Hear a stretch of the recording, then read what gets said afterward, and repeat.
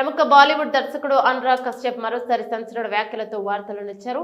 హిందీ చిత్ర పరిశ్రమలోని పని సంస్కృతి నచ్చక తాను బాలీవుడ్ ను విడిచిపెట్టినట్లు ఇటీవల ప్రయాణించిన ఆయన తాజాగా పాన్ ఇండియా చిత్రాల ట్రెండ్ పై తీవ్ర విమర్శలు చేస్తారు. ఇదొక భారీ కుంభకోణం తప్ప మరొకటి కాదని ఆయన అభిప్రాయపడ్డారు. ది హిందూ పత్రిక నిర్వహించిన ది హడిల్ కార్యక్రమంలో మాట్లాడుతూ భారీ బడ్జెట్ చిత్రాల వెనుక ఉన్న వాస్తవాలనైనా నిర్మోహమాటంగా వెల్లడించారు. ఈ సందర్భంగా అనురాగ్ కశ్యప్ మాట్లాడుతూ నా దృష్టిలో పాన్ ఇండియా అనేది ఒక పెద్ద స్కామ్. ఒక సినిమా నిర్మాణానికి 3 నుంచి 4 ఏళ్లు పడుతుంది. ఆ సినిమా మీదే చాలా మంది ఆధారపడి జీవిస్తుంటారు. వారి జీవన శైలి కూడా దానిపైనే ఆధారపడి ఉంటుంది. సినిమాపై పెట్టే డబ్బంతా పూర్తిగా సినిమా నిర్మాణానికి చేరదు. ఒకవేళ చేరినా అది భారీ అవాస్తవిక సెట్లకే ఎక్కువగా ఖర్చు అవుతుంది. దీనికి అర్థం లేదు. ఇలాంటి సినిమాలు కేవలం 1% మాత్రమే విజయం సాధిస్తాయని ఆయన పేర్కొన్నారు.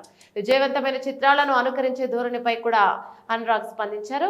యూరి ది సర్జికల్ స్ట్రైక్ చిత్రం విజయం సాధించగానే అందరూ దేశభక్తి చిత్రాలు చేయడం మొదలుపెట్టారు.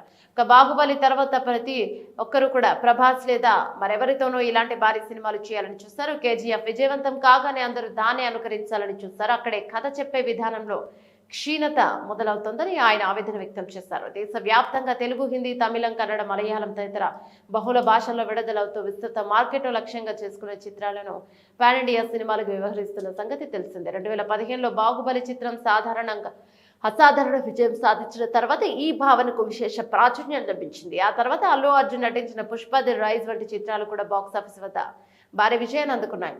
కాగా అనురాగ్ కశ్యప్ దర్శకత్వం వహించిన కన్నడి చిత్రం ఇంకా భారతీయ థియేటర్లలో విడుదల తేదీని ఖరారు చేసుకోలేదు. నటుడిగా ఆయన ఇటీవల రైఫిల్ క్లబ్ మరియు విడుదలైన పార్ట్ 2 చిత్రాల్లో కనిపించారు.